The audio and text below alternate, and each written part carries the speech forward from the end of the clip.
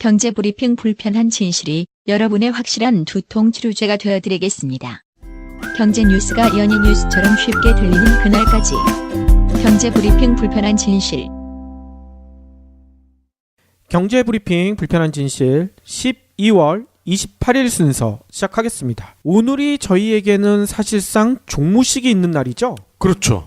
저희가 31일까지 방송을 계속 송출을 하지만 그건 다 미리 녹음한 거고요. 그렇죠. 실제로 녹음하는 것은 오늘이 끝입니다. 네. 그래서 저희도 연말에 뭔가를 정리를 해야 되지 않을까 이렇게 고민을 했었는데 여러분들도 아시겠지만 기존에 나와주시는 패널분들이 너무나 진짜 주옥 같은 얘기들을 많이 해주시잖아요. 네. 그걸 빼고 넣기에는 좀 뭐해서 그냥 있었는데 프레이저님이 저희 방송을 아예 정리를 해주셨어요. 아, 그렇죠. 소중한 댓글을 남겨주셨습니다. 뭐라고 남겨놓으셨냐면요. 안녕하세요. 매일 방송을 잘 듣고 있는 애청자입니다. 최근 다양한 주제의 방송을 재미있게 잘 듣고 있습니다. 어서와 주식은 처음이지를 최근에 가장 선호하고 있고 섬유시장의 불편한 진실, 의료 및 제약시장의 불편한 진실도 흥미롭게 잘 듣고 있습니다. 얼마 전 제나님이 소개해주신 스위스편, 솔직히 여행을 방송으로만 듣다 보니 공감이 많이 되지는 않았는데 며칠 전 운동을 하다가 트와이스가 스위스 여행을 하는 프로그램을 보게 됐습니다. 트와이스가 걸그룹이죠? 네. 아무튼 제나님이 소개해준 몇몇 곳이 방송에 나왔는데 제나님 설명해주신 곳이 저기였구나 알 수 있어서 너무나 기뻤습니다. 아마도 청취자분들이 무엇인가 보면서 방송을 듣는다면 이해하기 쉽고 제나님의 말씀에 더 많이 공감을 할 수 있을 것 같습니다. 방송을 들으면서 제나님의 블로그를 방문해서 올라와 있는 사진들을 본다면 더 좋겠지요. 의료시장의 불편한 진실도 잘 듣고 있습니다. 팟빵 게시판에도 몇몇 분들이 의사에 대해 좋지 않은 감정이 있느냐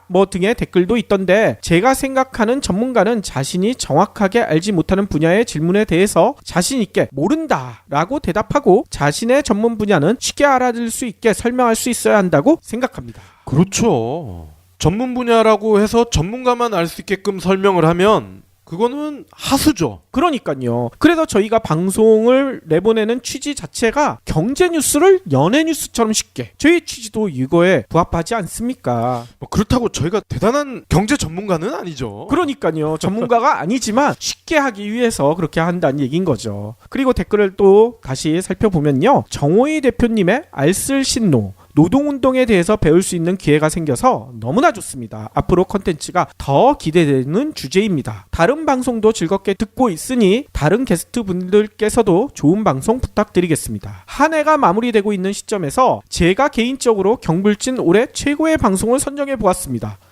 저희가 안 한 거를 대신해 주셨어요. 일단 첫 번째 꼽은 것은요. 진보와 빈곤에 대해서 소개해 주신 9월 11일자 방송. 너무나 고맙습니다. 그리고 두 번째는요. 나누면 배가 된다는 주제로 협동조합에 대해서 설명해 주신 10월 30일자 방송. 이렇게 두 개를 꼽아주셨네요. 네. 노동이나 이런 협동조합 쪽에 관심이 많으신가 봐요. 그래서 이렇게 두 개를 선택해 주신 것 같습니다. 그러시면서 이런 질문도 하셨어요. 혹시 다른 청취자분들은 어떤 방송이 좋았나요? 올해의 최고의 방송 한번 뽑아볼까요? 이런 얘기를 남겨놓으셨거든요. 예. 그러자마자 이 스트레이 울프님이 또 댓글을 다셨어요. 이분은 방향 전환을 유도를 하신 것 같은데 프레이저님이야말로 올해 최고의 청취자십니다. 그러셨군요. 예, 아주 짧게 해결을 하신 것 같은데 정말 신기한 게요. 저희가 지금 오늘자 녹음을 하는 시간이 1시 15분이 막 지났거든요. 그렇죠. 근데 저희가 지금 녹음하는 순간에 제 핸드폰으로 알람이 하나 왔어요. 이렇게 봤더니 입금을 알리는 알람인데 예. 프레이저님이 또 후원을 지금 이 시간에 해주셨어요. 아이고. 이거 혹시 도청기 달려있는 거 아니에요? 설마요. 프레이저님이 저희 책상 밑에다 도청기를 다신 것 같아. 너무나 고맙습니다. 진짜 이거 눈물 날 것 같아요. 예, 프레이저님 후원 감사드리고요. 말 나온 김에 또 이달에 저희 후원 계좌로 도와주신 분들 좀 소개를 해드릴까 합니다. 강덕현님, 김민영님, 테리웁스님, 블루밍 컴퍼니님, 언제나 아침은 숙취님, 그리고 저는 이분이 좀 신기한데 박나래 님이시거든요. 아니 그 유명한 박나래 님이 이 나래바를 운영하고 계신 그 박나래 님이신지 어허. 아니면 다른 분인데 같은 이름이신 건지 요 좀 가능하시면 알려주시면 감사드리겠고요. 예예. 박나래님 너무 감사드리고요. 장재영님, 겉보리님, 아하. 그리고 김태균님, 그리고 선관성님, 노을빛님, 정신희님. 아하. 예. 아니 고맙게도 후원이 점점 늘어나는 것 같습니다. 저희들한테 이렇게 뜨거운 응원 보내주시는 거 저희가 눈물 나게 고맙다는 생각이 듭니다. 예. 저는 또 고마운 게 하나 있어요. 후원 금액이 점점 커지고 있어요. 아 그래요? 정말 고맙습니다. 예. 저희들한테 보내주신 이런 큰 응원만큼이나 또 응원이 필요한 곳이 있죠. 가족들에게도 완전한 지지를 받기 어려운 저의 선택에 대해 시민단체의 이름으로 보내주신 찬사와 감사의 표현은 살아가면서 필요한 자존감을 회복하기에 충분했습니다. 공익제보자들이 스스로의 선택을 후회하지 않도록 지속적인 관심과 지지를 바랍니다. 아름다운 재단을 통해 공익제보자 지원 사업을 받은 한 공익제보자가 남긴 말씀입니다. 시민들이 보내는 응원과 격려는 그들의 삶을 지키는 큰 힘이 됩니다. 공익을 위한 선택이 후회로 남지 않도록 지금 아름다운 재단의 어쩌다 슈퍼맨 캠페인에 애청자 여러분도 함께 참여 부탁드립니다. 저희가 연말에 아름다운 재단과 어쩌다 슈퍼맨 캠페인 같이 할 수 있는 기회가 생겨서 네. 너무나 진짜 의미가 깊었던 것 같아요. 네. 저희도 본의 아니게 한 2% 정도 슈퍼맨 근처에는 간 것 같아요. 그러니까요.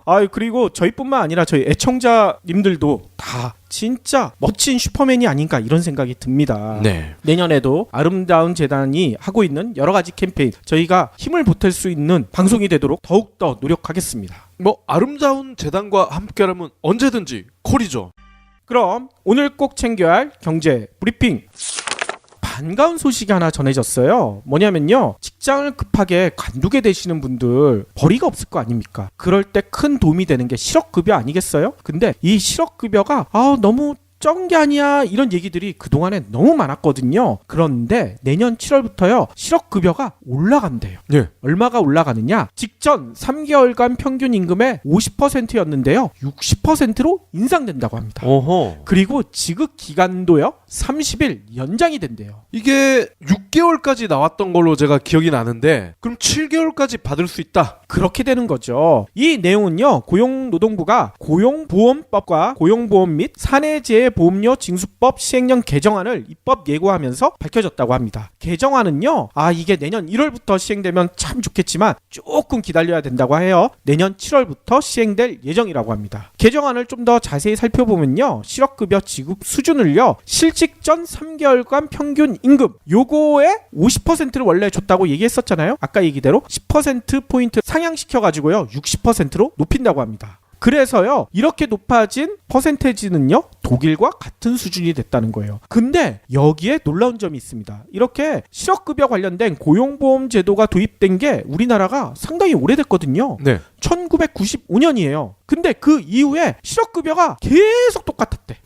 무려 23년 동안이나. 23년 동안이나 물가는 엄청 떴겠지만 실업급여는 제자리였다는 거죠. 그런데 23년 만에 인상이 됐다고 합니다. 기간도 한 달 연장이 됐다고 하셨잖아요. 그렇죠. 연령과 고용보험 가입 기간에 따라 원래는 90일에서 240일간 나왔었는데 이제는요 120일에서 270일간 받을 수 있게 된다고 합니다. 그리고 30세 미만 실직자에 대한 급여 지급 기간도요 30에서 49세와 마찬가지로요 120일에서 240일로 늘렸다고 해요. 그쵸. 이거 이렇게 진작에 됐었어야 되는데 제가 만 30이 되기도 전에 회사가 망해가지고 혜택을 못 본 적이 있거든요. 그렇죠. 이걸 다행이라고 얘기하긴 뭐하지만 저는 만 30세 이후에 실업급여를 2번 받았거든요. 다행이죠. 전 6개월 꼬박 채워가지고 받았어요. 저는 그 당시에 석 달인가 밖에 못 받았어요. 만 30세가 안 됐다고 그래가지고. 그랬군요. 참 굴곡진 인생이죠?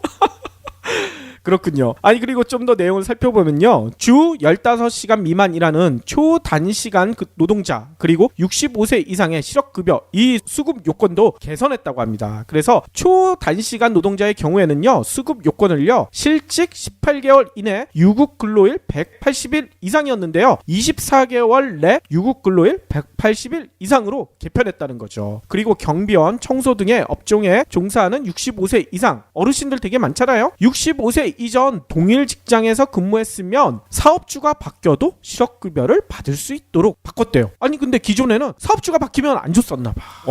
이건 말이 안 되잖아요. 그래서 다시 제대로 방향을 바꿔놨다는 겁니다. 고용노동부 산하 고용보험위원회는요, 이 같은 내용의 실업급여 지급 수준 인상 및 기간 연장 등을 감안해서요, 2019년부터 실업급여 보험료율을요, 기존 1.3%에서 1.6%, 0.3%포인트를 인상하기로 했다고 합니다. 그래서 노동자는요, 연간 평균 41,000원, 사업주는요 42만 8천 원 추가 부담을 해야 된다는 거죠. 아니 근데 실업급여 혜택이 늘어나니까 이 정도 부담은 해도 되지 않을까 이런 생각이 듭니다. 그렇죠. 아무튼요, 저는 이 내용을 전하면서요 놀랬던 게 실업급여가 도입된 지 23년 동안 한 번도 인상이 안 됐었다.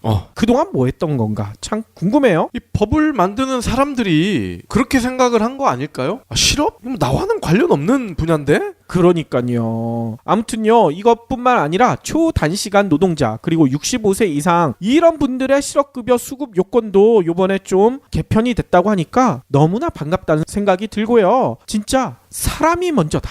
이걸 공약으로 내놓고 당선되신 문재인 대통령이 제대로 방향을 잡아가는 게 아닌가 이런 기쁨도 있습니다. 그렇죠.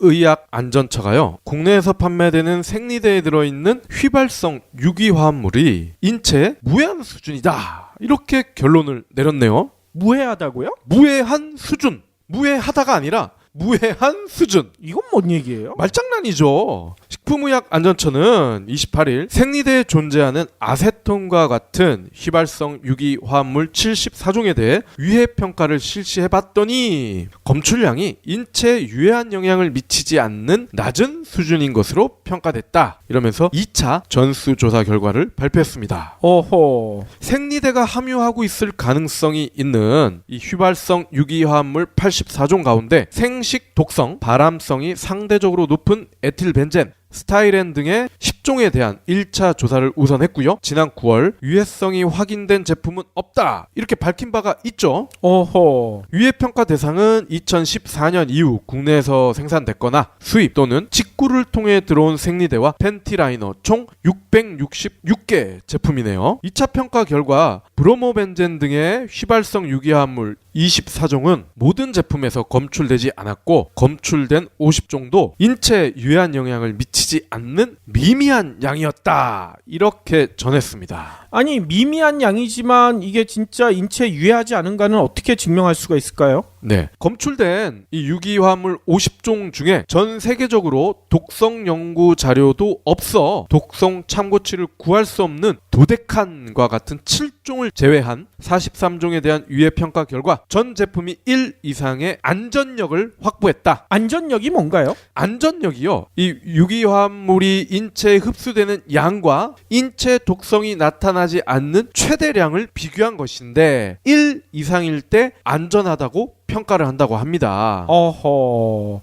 아무튼 독성 참고치를 구할 수 없는 7종이 있다고 했잖아요. 네. 이거는 아직 안전력인지 아닌지 모른다는 얘기네요. 그렇죠. 야하. 그렇기 때문에 처음 말씀드릴 때도 무해한 수준, 이 수준이라는 단어에 유의를 하셔야 되죠. 그렇군요. 아니 기저귀에 대해서도 유해성 논란이 있었잖아요. 네, 역시 문제가 없는 것으로 나타났다고 하네요. 시중에서 팔리는 370개 품목에 대해서 생식 독성, 발암성이 높은 유기화합물 10종을 조사한 결과 검출량 역시 미미했다고 전했어요. 와하. 국내 시장 점유율이 높은 생리대와 탐폰 13개 품목에 대해 농약 14종, 다환 방향족, 탄화수소 3종, 고분자 흡수체, 분해산물 유해평가에서도 인체에 유해한 영향을 미치는 제품이 나오지 않았다고 합니다. 허허. 식약처는요, 국민이 안심하고 생리대를 사용할 수 있도록 환경부, 질병관리본부 등과 협력해 건강영양조사를 추진하고 있다. 생리대 함유 가능성이 있는 프탈레이트, 다이옥신 등에 대해서도 내년에 추가 조사를 할 계획이다, 이렇게 밝혔는데 이 얘기는 프탈레이트, 다이옥신에 대해서는 올해는 조사를 안 했다는 거잖아. 그러니까요. 이게 무슨 스타워즈도 아니고 뭐 해마다 뭘 추가를 해 자꾸. 스타워즈가 매년 나오기로 했죠? 그죠. 갑자기 스타워즈가 확 들어와가지고 뭔 얘기인가 궁금했어요.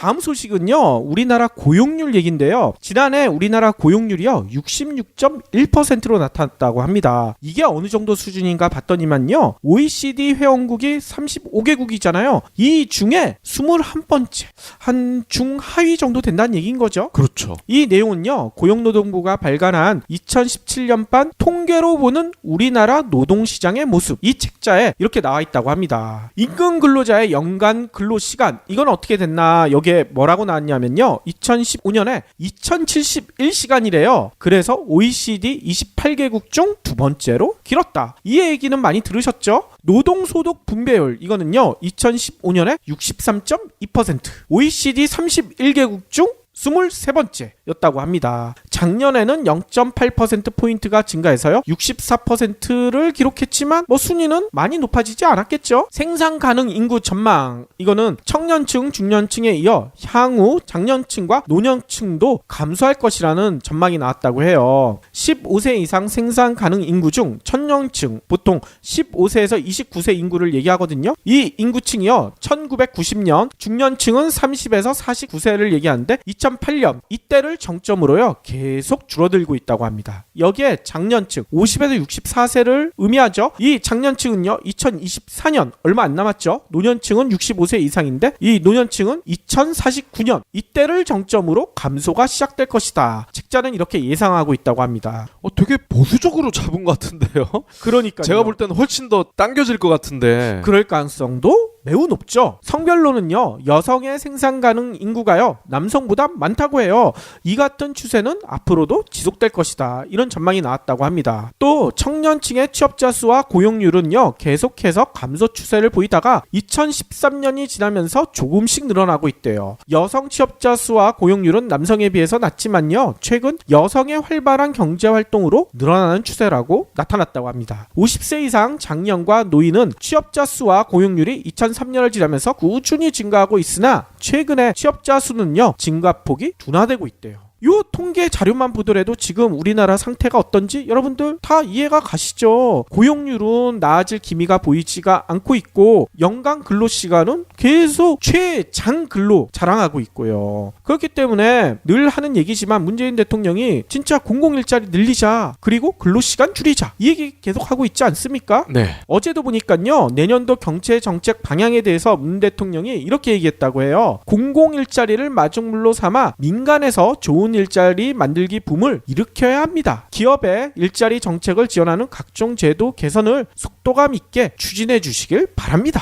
이렇게 당부를 했다는 거죠. 일단 소방관부터 많이 뽑고. 그러니까요. 이렇게 해야 되고요. 또 문 대통령은 이런 얘기도 하셨대요. 일자리는 국민들이 달라진 정부 정책을 가장 직접 느낄 수 있는 분야입니다. 내년에 19조 2천억 원의 일자리 예산을 신속하게 집행하고 공공기관 채용 2만 3천 명도 상반기에 집중 배치해 일자리 창출이 조기에 가시화되도록 해주길 바랍니다. 이런 얘기를 하셨는데요. 박 PD가 얘기한 것처럼 진짜 소방관부터 뽑아야 되지 않겠습니까? 그렇죠. 근데 우리 지금 못 뽑고 있는 이유 여러분들 다들 알고 계시죠? 이거 어떻게 해야 되겠습니까? 투표를 잘해야 되죠. 그래서 마지막으로는요. 앞에서도 저희가 일자리 얘기를 했었잖아요. 근데 서울경제에서 오늘 재미난 기사를 썼더라고요. 월요병도 있게 만드는 회사의 비밀, 이런 제목의 기사예요. 아니 월요병도 있게 만드는 회사가 있을까요 과연? 당연히 우리나라 회사는 아니라고 합니다. 어느 회사인가 봤더니만요. 세계 최대 크라우드 펀딩 플랫폼 알고 계시죠? 킥스타터. 예, 킥스타터가 월요병도 있게 만드는 회사라고 해요. 이 킥스타터 여러분들 많이 알고 계시겠지만 여기가 창의적인 아이디어가 다수의 펀딩을 통해서 현실화되는 곳이잖아요. 클라우드 펀딩의 상징으로 불리고 있죠. 우리나라의 와디즈랑 비슷한 데 아닙니까? 네. 근데 이 킥스타터는요. 생긴 지가 상당히 오래됐어요. 2009년 4월에 생겼다고 합니다. 이때 35달러 아주 소소한 펀딩을 성과로 내서 세상에 데뷔했다고 해요. 클라우드 펀딩의 역사가 킥스타터의 역사다. 이런 평가까지 받고 있죠. 특히 킥스타터 플랫폼을 통해서 스마트워치의 원조격인 페블워치, 이게 세상에 나왔잖아요. 그렇죠. 페블워치는 킥스타터에 3번 펀딩을 진행했는데 총 4천만 달러 이상 모금을 했잖아요. 그래서 난리가 났었죠. 이 페블워치가 이렇게 곽강을 받으니까 그 다음에야 애플, 삼성 이런 대기업에서 우리도 그러면 스마트워치 만들어야 되는 거 아닌가? 실제로 그 다음에 스마트워치가 나왔잖아. 그렇죠. 근데 아마 이 페블워치 만든 분들은 전격 제트 작전을 다시 보면서 뺏겼을 거야. 그럴 수도 있어요. 아무튼요, 킥스타터를 통해서요, 100만 달러 이상, 그러니까 우리나라 돈으로 약 11억 원 이상의 펀딩을 성공한 프로젝트가 벌써 270여 개가 넘는다고 합니다. 이렇게 놀라운 성과를 낸 회사, 이 킥스타터는 기존 회사와 두 가지 점에서 다르대요. 이 서울경제가 분석한 바에 따르면요, 일단 성공하는 프로젝트만큼이나 실패하는 프로젝트를 중요시하고 있대요. 오. 이게 뭔 얘기냐면요, 이 킥스타터를 통해 가지고 현재까지 14만 6천 개의 프로젝트가 성공해서요 34억 5천만 달러, 우리나라 돈으로 약 3조 7천억 원이죠. 이렇게 끌어모았지만 실패한 프로젝트에 대한 통계도 이 킥스타터는 꼼꼼하게 정리한다고 합니다. 실패한 프로젝트가 어느 정도 되느냐 봤더니만요, 놀랍게도요 성공한 프로젝트의 2배에 가까워요. 24만 4천여 프로젝트가 실패를 했대. 아, 역시. 자금을 아예 조달하지 못한 프로젝트, 모금액이 거의 빵에 가까운 프로젝트도요, 예. 20%에 달했다고 합니다. 숫자로 봤더니만 5만 3천여 건. 아, 이건 심한데요? 가족이나 친구는 1달러씩은 해줄 것 같은데. 그러니까요. 그런데도 이렇게 많았다는 거죠. 그런데 킥스타터는 이런 얘기를 하고 있다고 합니다. 성공으로 가는 가장 빠른 길은 실패하는 것이다. 이런 신조가 아예 회사 내에 적혀져 있대요. 그래서 이런 성공의 2배가 넘는 실패 프로젝트의 원인을 철저하게 분석하고 있다고 합니다. 그래서요, 이런 것도 하고 있대요. 매년 킥스타터 펀딩에 실패한 아이디어 톱10, 이것도 발표를 하고 있대요. 이게 노벨상 말고 이그노벨이라고 있잖아요. 네. 이상한 노벨상, 이런 거 발표하는 거랑 똑같은 거죠. 재밌겠네요. 예, 요런 점이 다르고요. 또 한 가지 다른 점이 있대요. 뭐냐? 사무실이 다르다는 겁니다. 킥스타터만의 오피스의 원칙이 따로 있대요. 원칙이 3가지인데요. 첫 번째는요, 책상에서 벗어나라.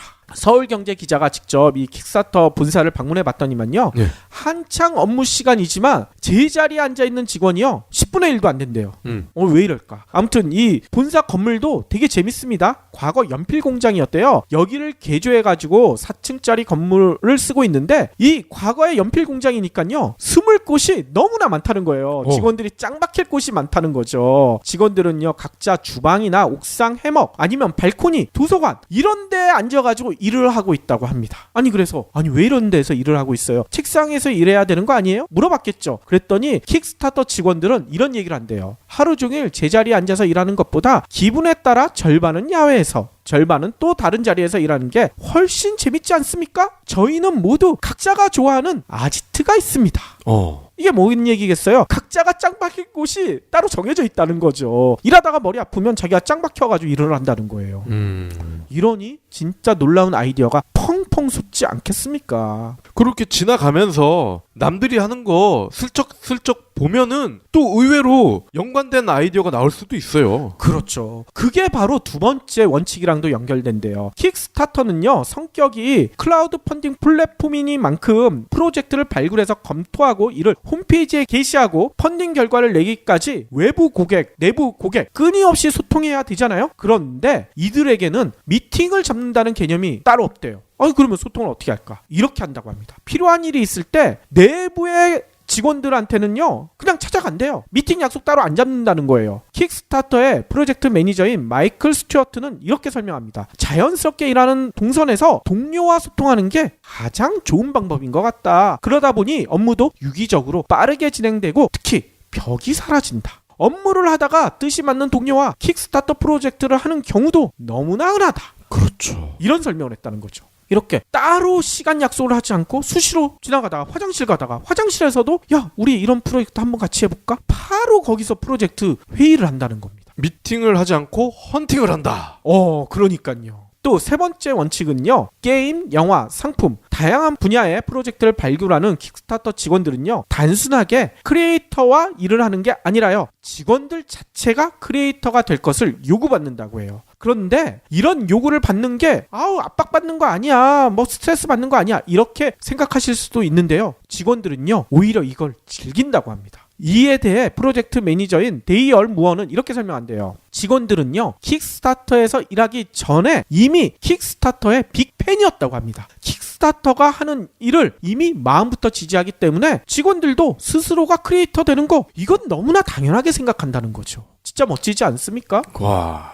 아니 저희도 나중에 경제브리핑 불편한 진실 제3의 멤버를 뽑을 때 저희의 빅팬을 뽑아야 될 것 같아요. 빅팬이요? 그렇죠. 아무튼 지금까지 설명드린 거 내용 들어보면 이게 과연 회사가 운영이 될까? 이렇게 자유롭게 일하면 이게 조직의 규율 같은 거 이런 것도 없을 텐데 뭐 이런 걱정을 하시는 분들도 계실 거예요. 그렇지만 이 킥스타터는요 꾸준하게 성장하고 있다고 합니다. 2009년에요 158만 달러의 펀딩 금액을 성공한 이후 지난해까지요 5억 8천만 달러 무려 366배나 성장을 했대요. 그런데 또 재미난 일이 있습니다. 초대 창업자 겸 CEO인 얀시 스트리클러는요 최근에 이런 얘기를 했대요. 더 큰 성장을 위해 회사 CEO직을 내려놓겠습니다. 이야. 킥스타터 문화를 유지하면서 성장시킬 새로운 CEO를 찾겠습니다. 직원들한테 이렇게 발표를 했대요. 이런 회사 진짜 성장할 것 같다는 생각 들지 않습니까? 안 클 수가 없겠네요. 그러니까요. 그래서 서울경제 기자는요 이렇게 평가를 하더라고요. 킥스타터의 오피스 그리고 이런 것만 보더라도 이 기업에 철학이 담겨져 있는 것 같다. 이런 평가를 한다는 거죠. 실제로요 한 건축학과 교수한테 킥스타터 기업 문화 그리고 오피스 문화 어떻습니까? 물어봤더니만요 이런 설명을 했다는 거예요. 기업이 첨단 기술과 브레인스토밍, 멀티태스킹 또는 교육으로 해결하지 못하는 경영 성과 향상을 해결하는 방법이 바로 공간 디자인에 달려있다.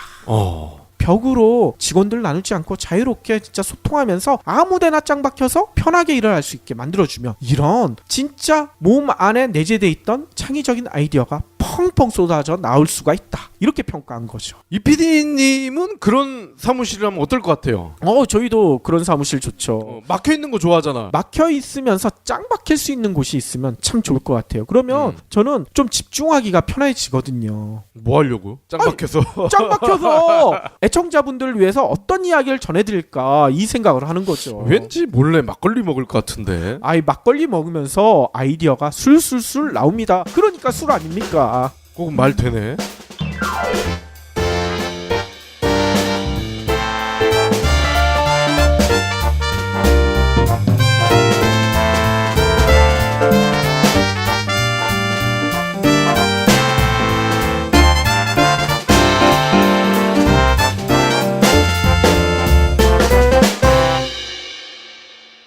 경제브리핑 불편한 진실 완주해주셔서 감사합니다.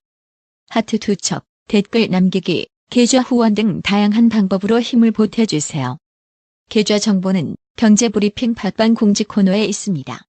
여러분의 응원, 콘텐츠로 보답하겠습니다. 이거 혹시 도청기 달려있는 거 아니에요? 설마요. 프레이저님이 저희 책상 밑에다 도청기를 놔신 것 같아. 너무나 고맙습니다. 진짜 이거 눈물 날 것 같아요. 예, 프레이저님 후원 감사드리고요.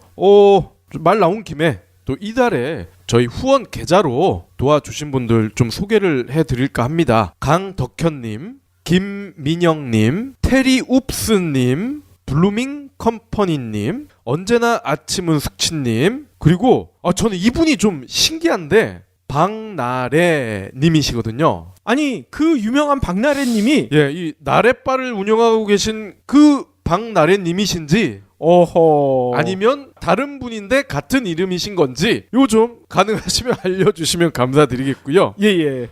박나래님 너무 감사드리고요. 장재영님, 겉보리님, 아하. 그리고 김태균님, 그리고 선관성님, 노을빛님, 정신희님. 아하. 예. 아니 고맙게도 후원이 점점 늘어나는 것 같습니다. 저희들한테 이렇게 뜨거운 응원 보내주시는 거 저희가 눈물 나게 고맙다는 생각이 듭니다. 예. 저는 또 고마운 게 하나 있어요. 후원 금액이 점점 커지고 있어요. 그래요? 정말 고맙습니다. 예. 저희들한테 보내주신 이런 큰 응원만큼이나 또 응원이 필요한 곳이 있죠. 가족들에게도 완전한 지지를 받기 어려운 저의 선택에 대해 시민단체의 이름으로 보내주신 찬사와 감사의 표현은 살아가면서 필요한 자존감을 회복하기에 충분했습니다. 공익제보자들이 스스로의 선택을 후회하지 않도록 지속적인 관심과 지지를 바랍니다. 아름다운 재단을 통해 공익제보자 지원 사업을 받은 한 공익제보자가 남긴 말씀입니다. 시민들이 보내는 응원과 격려는 그들의 삶을 지키는 큰 힘이 됩니다. 공익을 위한 선택이 후회로 남지 않도록 지금 아름다운 재단의 어쩌다 슈퍼맨 캠페인에 애청자 여러분도 함께 참여 부탁드립니다. 부탁드립니다. 저희가 연말에 아름다운 재단과 어쩌다 슈퍼맨 캠페인 같이 할 수 있는 기회가 생겨서 네. 너무나 진짜 의미가 깊었던 것 같아요. 네. 저희도 본의 아니게 한 2% 정도 슈퍼맨 근처에는 간 것 같아요. 그러니까요. 그리고 저희뿐만 아니라 저희 애청자님들도 다 진짜 멋진 슈퍼맨이 아닌가 이런 생각이 듭니다. 네. 내년에도 아름다운 재단이 하고 있는 여러 가지 캠페인 저희가 힘을 보탤 수 있는 방송이 되도록 더욱더 노력하겠습니다. 아름다운 재단과 함께라면 언제든지 콜이죠. 그럼 오늘 꼭 챙겨야 할 경제 브리핑. 반가운 소식이 하나 전해졌어요. 뭐냐면요. 직장을 급하게 관두게 되시는 분들 벌이가 없을 거 아닙니까? 그럴 때 큰 도움이 되는 게 실업급여 아니겠어요? 근데 이 실업급여가 너무 적은 게 아니야 이런 얘기들이 그동안에 너무 많았거든요. 그런데 내년 7월부터요. 실업급여가 올라간대요. 예. 얼마가 올라가느냐? 직전 3개월간 평균 임금의 50%였는데요. 60%로 인상된다고 합니다. 어허. 그리고 지급 기간도요. 30일 연장이 된대요. 이게 6개월까지 나왔던 걸로 제가 기억이 나는데 그럼 7개월까지 받을 수 있다. 그렇게 되는 거죠. 이 내용은요. 고용노동부가 고용보험법과 고용보험 및 사내재해보험료 징수법 시행령 개정안을 입법 예고하면서 밝혀졌다고 합니다. 개정안은요. 이게 내년 1월부터 시행되면 참 좋겠지만 조금 기다려야 된다고 해요. 내년 7월부터 시행될 예정이라고 합니다. 개정안을 좀 더 자세히 살펴보면요. 실업급여 지급 수준을요. 실직 전 3개월간 평균 임금 요거의 50%를 원래 줬다고 얘기했었잖아요. 아까 얘기대로 10%포인트 상향시켜가지고요. 60%로 높인다고 합니다. 그래서요. 이렇게 높아진 퍼센테이지는요. 독일과 같은 수준이 됐다는 거예요. 근데 여기에 놀라운 점이 있습니다. 이렇게 실업급여 관련된 고용보험 제도가 도입된 게 우리나라가 상당히 오래됐거든요. 네. 1995년이에요. 근데 그 이후에 실업급여가 계속 똑같았대.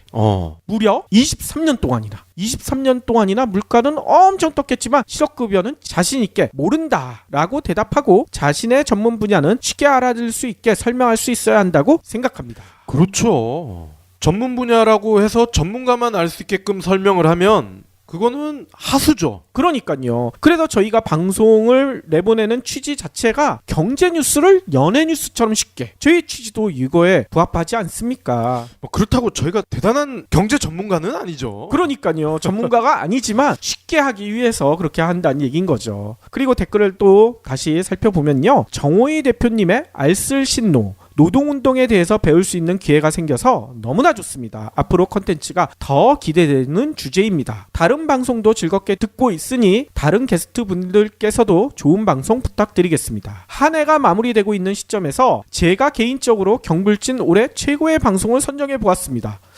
저희가 안 한 거를 대신해 주셨어요.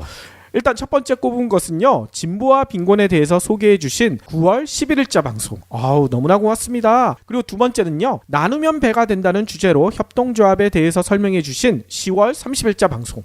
이렇게 두 개를 꼽아주셨네요. 네.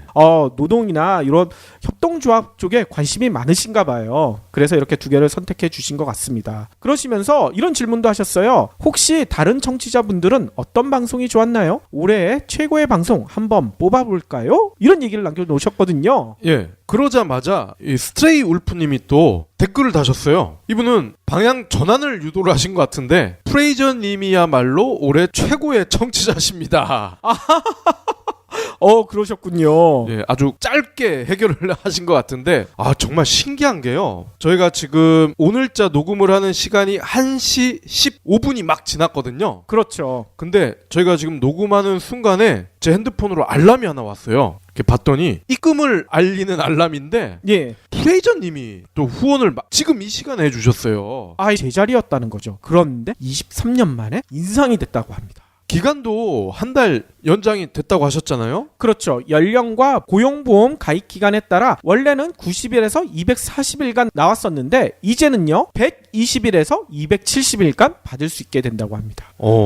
그리고 30세 미만 실직자에 대한 급여 지급 기간도요 30에서 49세와 마찬가지로요 120일에서 240일로 늘렸다고 해요. 그쵸. 이거 이렇게 진작에 됐었어야 되는데 제가 만 30이 되기도 전에 회사가 망해가지고 혜택을 못 본 적이 있거든요.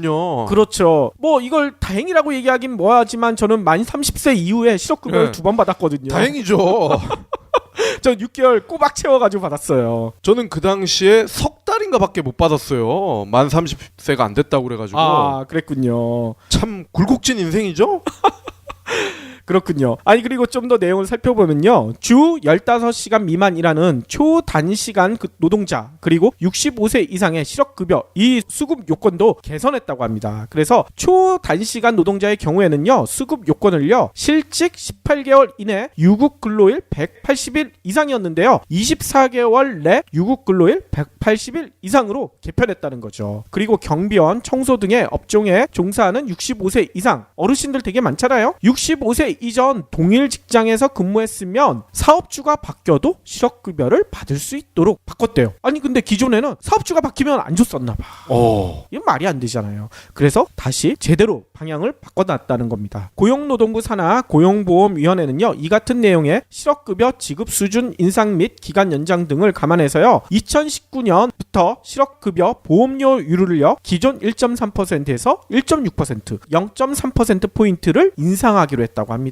그래서 노동자는요. 연간 평균 41,000원 사업주는요. 428,000원 추가 부담을 해야 된다는 거죠. 아니 근데 실업급 경제브리핑 불편한 진실이 여러분의 확실한 두통 치료제가 되어드리겠습니다. 경제 뉴스가 연예 뉴스처럼 쉽게 들리는 그날까지 경제브리핑 불편한 진실 경제브리핑 불편한 진실 12월 28일 순서 시작하겠습니다. 오늘이 저희에게는 사실상 종무식이 있는 날이죠. 그렇죠.